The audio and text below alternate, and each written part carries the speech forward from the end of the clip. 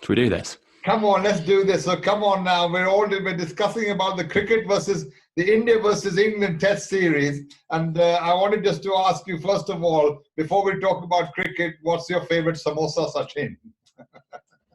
But being a vegetarian, I only have two options to choose from: the vegetarian or the vegan. The vegan. But the vegan would be my favorite, sir. I really love the paper. And in your house? In my house, the chicken tikka is by far and away the standout favorite. Oh, is it? And we have lamb samosas for lamb lovers. We also have vegetable samosas for vegetable lovers. We also have chicken samosas for tandoori chicken style lovers. And we have vegan samosas now, new latest tradition. Vegan samosas for vegan lovers. And Vas, did you manage to taste all three flavors? Vas? Not all three. I had the lamb one was very nice. And the vegetarian one was good. But anyway, so let me ask you, Sachin, talk me through your 100 you scored. You said your best innings was your 100 and what was it? 100, so my highest score was 111. Was it? I've got 400s to my name in my career. So a very modest amount. That first one was the most famous because I remember being stuck on 89, panicking for 5-6 overs. Oh, really? I got to the 80s in about 10 overs, and then panicked because it was my first 100, and just suddenly couldn't hit anything off the middle again, and then didn't even get into the nervous 90s. I remember there was a missed stumping. I came down the track to try and get off 89, and the guy clean missed it. And after that, I was like, okay, oh, yeah. Gosh. And can you remember how you scored the 100? I can, yeah. It was a pull from mid wicket. Of course, it was. Pull from mid wicket. Bought me a freebie, short one. The best one I scored though when was at Bottisford, playing for Ashby Carrington when we I think we got 300 odd. I think I got my 125 overs and then took a little break. I think I remember that. Let me ask you, Vas, did you used to play cricket? Yeah, I did. I mean, I played cricket from the time I can remember, really. I don't know. Back in Sri Lanka?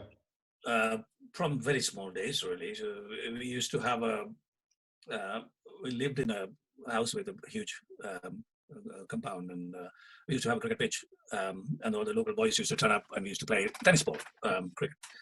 And then when I went to I went to a boarding school when I was about 12. That's where I started playing properly. So I went, under 13, under 16, and then first team. I used to keep wickets, and I couldn't bowl at all. Even now, I can't bowl. So I kept wickets, and I used to open batting. So that was. And what was your favorite moment of your personal cricket career? What would it take you back? What comes to mind? Nothing memorable about batting, but I remember we playing some school, and these guys were. Good morning to you. The Monday news today is how important is the color of the glasses that you wear. The captain and somebody else was sort of like they were 150 for 2, and school cricket that was really getting smashed, really. And there was no way we were going to get these guys out. And there was this guy, one of my classmates, and he used to have this loopy sort of leg spin bowling, which he used to bowl in the nets. And he's never ever bowled in a match. So I told the captain, give this guy a chance. Give this guy a chance. And, nobody else is getting any wickets. First ball he bowled, their captain ran down the pitch, and I stumped him. If you know anything about wicket keeping, it's easier to keep for a leg spin bowler than off spin bowler, because off spin you're blinded most of the time. Because it's leg spin, it comes to you. There were 5 stumpings in that innings. I think that was a record. And we won the match. So I must admit, stumping is great because I had a similar experience. I used to captain the side in England, and we had a guy. He wasn't that good a bowler, and he used to just sort of loop it with his left hand, and I was keeping. and he would bowl 2 or 3 really bad balls that get hit, but then 1 or 2 they'd miss and you'd get the stumping. It's actually quite easy at that level. Yeah, I remember that actually. Yeah. But this really is the keepers' union, right? Because you remember there's that famous one when I was when I was 13. That guy Martin used to lob up those shite leg spinners, and right. Sam Gale, their county pro, just came down the track and lent his back foot out the way in the semi-final. It's a great way of getting a wicket. Yeah, them just missing it and then losing their back foot. Absolutely. And it's no doubt I need to say that Mahendra Singh Dhoni is by far the best. I would say better than Kumar Sangakkara at Oh no way! Come on. Absolutely. Are you joking? Dhoni and Dhoni. They used to say he used to keep banging the cymbals. He used to catch like this. Come on. But it's stumping. Dhoni's stumping. No way. It was only dramatic because he didn't move and his arms were so far away. He just swings. Whereas Sangakkara's done all the work and makes it look graceful. Yeah, Kumar Sangakkara comes from the upper market class and he speaks a good game. But Dhoni, anyway, moving on. Let me ask you, India, England, what a series we've got to aim for. Now then. Let's start with Vas. Vas is predicting 3-0 to India, by the way. Vas, and he has a lot of. Explain that to me, Vas. Why do you say that? Unfortunately, that's what's going to happen. I'm going to support England, but but you're thinking that India will win for 3-0 because of their batting? I think all round, really. You think? I mean, I looked at the squad. I mean, they should have taken Keran. He was the best player against India when the Indians toured. Absolutely. He was voted by India as the man of the series. He was the one who couldn't get out. He was the reason that England won. Keran was brilliant. And I still remember England was struggling, the Lord's Test match. And I was falling asleep. Suddenly, this guy hit 2 bloody sixers in Kumble. Yeah, and the whole thing changed. Yeah, I mean, he's got guts, really. And the other guy is Johnny. So I think to clarify, they are coming, right? It's just because of the bio bubbles. They're having the first. Yeah, but then this is, you've got to take this into account. It's a bit short-sighted in a pandemic to say, look, these guys that have been, the reason they're going home is they've been straight from the IPL to Sri Lanka bubble, that they should have some time at home with their families so they don't burn out. Like there's one thing saying, yes, you've got to win the first 2 test matches, but if the players aren't going to perform at their peak, there's no point having them at all. You should make sure. Keran was brilliant in the IPL, but I don't know what Michael Vaughan said. Bloody hell, do they know what it's like living in England in the lockdown? They might as well be playing cricket. He says, why wouldn't you want to be playing cricket? What are they coming home for? I mean, then family. Yeah. Not to be in a hotel room. Yeah, there's a lot of stuff. There's a lot of stuff. What about you then, Sachin? Come on, you're predicting 2-1 to England. He's predicting 2-1 the other way, Vas. I'm predicting 2-1 to England because I was mightily encouraged by the batting performance in Sri Lanka. Dom Sibley showed he had some great worked on his left arm spin deficiencies. Joe Root obviously showed that he's possibly the best player of spin in the world right now. Jos Buttler showed that he can be a man for all occasions.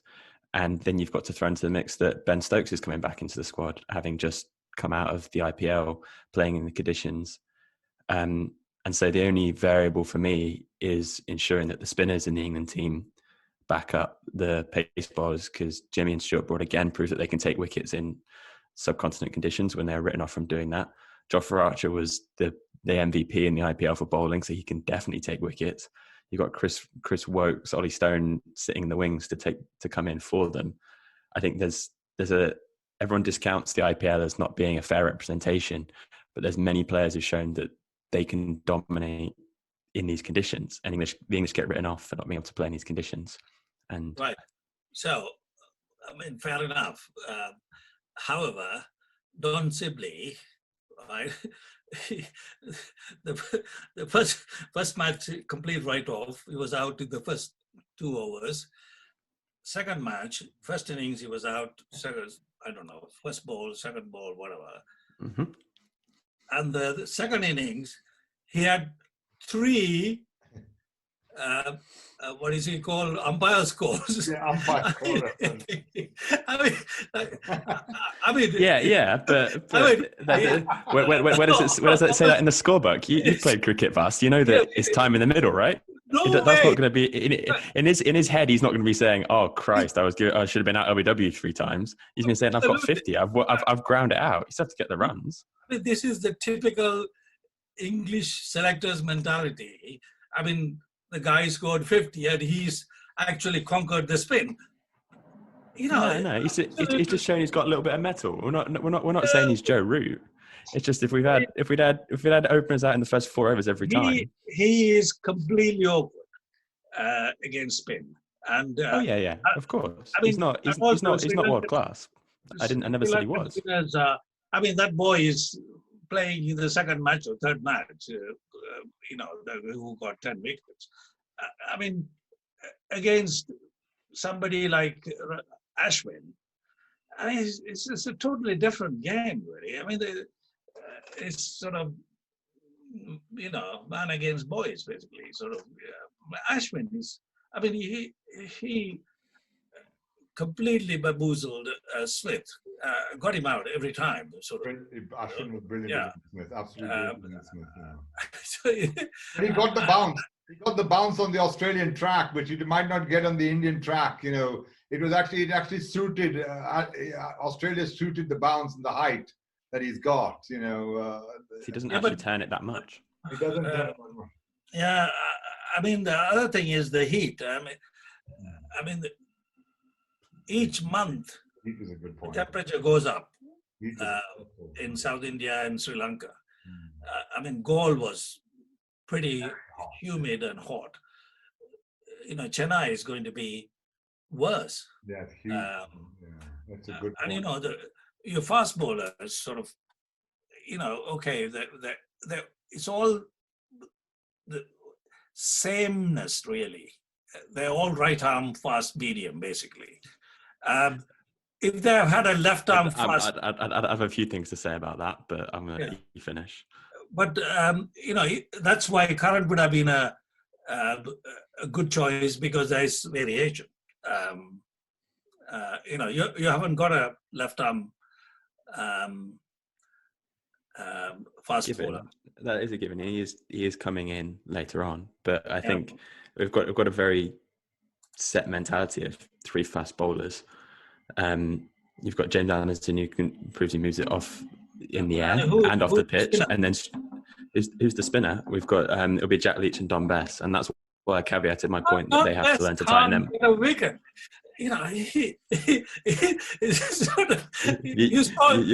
look like I disagreed with you. Did you see the 5 wickets he got in the first match? Oh yeah, it was nonsense. It was. That's how I take wickets. It's like Alistair Cook's only Test wicket. Yeah, but you're not expecting Indian batsmen to fall for that sort of. Well, everyone hypes up the Indian batsman. India's tail is much longer than the English. Terrible tail. India's problem in the batting. Ishant Sharma walking out in number 11. You think he's going to stop around? Yeah, the problem with India's batting would be whether they can play Test match cricket. I mean, Rishabh Pant did show that he could play some Test match cricket, but that Suman Gill is amazing. Anyway, let me ask you. Fantastic hair as well. Gill is off, but he's aggressive. He gives his wicket away. He's like a bit like he's aggressive. He gives chances. So let me ask you, who's going to be the player of the series for you, Sachin? Oh, for me, honestly, I think Ben Stokes is going to step up and do the job. I think he's going to take wickets when we need him. I think he's going to provide valuable runs, and I think he's going to show that we can play in these conditions, and these things about the heat are not things to be worried about with this Now, current English team. let me tell you, we've got good news. Sachin introduced me to a chap called Mohammed Bobat. Is it Bobat? Yeah, Bobat. Bobat, and he was the coach for Sachin when he was in QE, and he coached me to be able to bowl proper outswingers when I was middle aged. And he's now the performance director for the English cricket team, for the ECB board. He's agreed to be on this discussion. Hopefully, we're going to get him. We have to change the time because he's going to India for the 4th test. He's saying player of the series, Joe Root. His prediction is 3-1 through England, because England has to win 3-1 to be qualified for the test series. So he said, I have to go with that prediction. But who's your man of the series then, Vas? I think it'll be Ashwin. Ashwin, interesting. Yeah, interesting choice. He's a real cricket fanatic, Ashwin. He just lives everything for cricket. I mean, he can bat as well. That's an interesting choice. I think he's going to struggle batting, because I mentioned this to Dad, and whether you guys have picked up on this, but there's some social media and podcast beef between James Anderson and Ravichandran Ashwin. That was interesting. Because, remember, so it was definitely a joke on the James Anderson side on the Tailenders podcast. So they were talking about the man-cadding incident in the IPL, where Ashwin man-cadded Joss Butler. And they have an ongoing joke on this podcast that Jimmy likes to use his shredder. And so they gave him a picture of Ravi Ashwin, and he shredded it live on the show. And Ashwin took it really personally. He was really not happy about it. And his India team likes a bit of theatrics. The Australia series, they were loving the sledging. They were loving the tweets. There's Isha, what's it called, Rohit Sharma going and scratching his guard in front of Steve Smith after he got caught up in it. They love all this stuff, and I think you'll get drawn into it because and Jimmy's such a cool pro. They'll throw him the ball when Ashwin comes out to bat, and Ashwin go, "Oh, here's my moment. This will be good content." And you think so? Throw his wicket away. That's my prediction. They're all playing for social media. So Ashwin has this massive chat show. He's chatting about the games. He's having celebrities on before he's retired. He's doing it for the camera. So there is that. Is that actually England might be better without the crowds aren't there for the first test. The second test, there was going to be crowds, apparently. I've heard 50% crowds they're allowing for the second test. Because I think the silence will affect India. They need the crowd. I think that was one of the problems for Sri Lanka. Playing cricket test match, first test match, it felt like it wasn't a test match at all. Whereas England seemed to be used to it against West Indies. England seemed to, their game has not fallen down with the silence. I always think India and Sri Lankan both, they need the noise. They need the drums. But anyway. It's a good point. And there was a crowd in Australia, and particularly in that final test. Which made a hell of a difference for India. But have you seen in India, the test matches, hardly anybody goes? That's the problem. But now that they're champion status, I don't know if you saw the left-hand Tamil bowler. What's his name? For India, he went back to the village and it was really celebrated like but he's not in the squad. No. But what I'm saying is the whole country is literally partying. Natarajan. Yeah. Huh? Natarajan, he looked like they were, forget COVID, they were all celebrating. So basically, they're all real heroes after the 2-1 because of their amazing result. But anyway, it's a fantastic series anyway. Definitely going to be very competitive.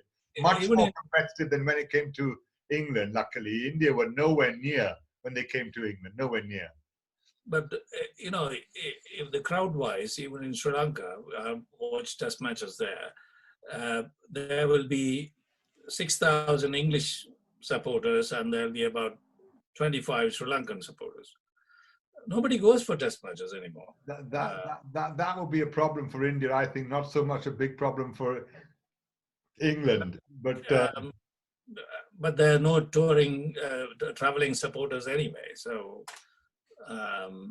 anyway, I was a bit disappointed that Steve was the only person to imitate Vas's 2 voices. He gave us 2 names. So I'd like to ask you to give us a difficult Sri Lankan name, Vas, and Sachin to try and do it in his best accent for me, please. And then I will do an Indian one. and Sachin will be put on the spot once again. Because Sachin was not forthcoming, by the way. And Steve was only for Dambulla. Steve did quite good Dambulla. I don't know. Did you think? That's To be honest, good. I didn't listen to this audio notes. This has really stabbed me in the back. That's pretty good, Dambulla. Yeah. So come on, what did you do? You did Hira, didn't you? Or do a difficult one, a Sri Lankan difficult name. Herat. Herat Sachin?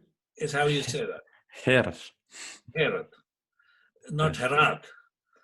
Yeah, which is what the English commentators try say. once more, Sachin. Herat. How's that? Hera. Yeah. Herat. Hera. Not Herat. Okay, now Vas, you got to do Shardul Thakur. Shardul Thakur. Yes. No. Shardul Thakur. Shardul Thakur. No, Thakur. Thakur. Yeah. Come on, Sachin. Shardul Thakur. Oh, I can't do the roll. I can't do the rolling R's. This is why you put in the spot. I can't roll my bloody R's. Got a bloody Yorkshire. Shardul Thakur. Something like that. Shardul Thakur. Yeah, the Aussies are brilliant at it. They go, oh, Shardul Thakur. He's a sensation. That old Jinkia, Rahan. He's cracking, he is. I know, Rishabh Pant. You know what that means? Visa. No. Huh? Huh? Ajinka. No, what does it mean? Ajinka is a unconquered king of the gods or something like that. Wow. Is one of my Indian registrars told me. Oh, really? That's what it means. Fantastic. I must admit, he captained the series like a god. That's going to be an interesting dynamic. No one has actually said that Kohli back in the realms might make a big difference on the way India play cricket.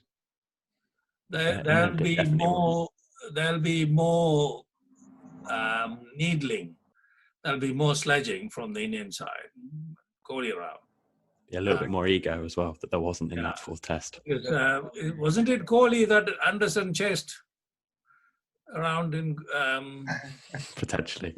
I don't know this one. This is a few years ago, not the last tour, the one before. Anderson is a mild guy, sort of, he doesn't get upset, but I think Kohli must have upset him. So he chased him around somewhere.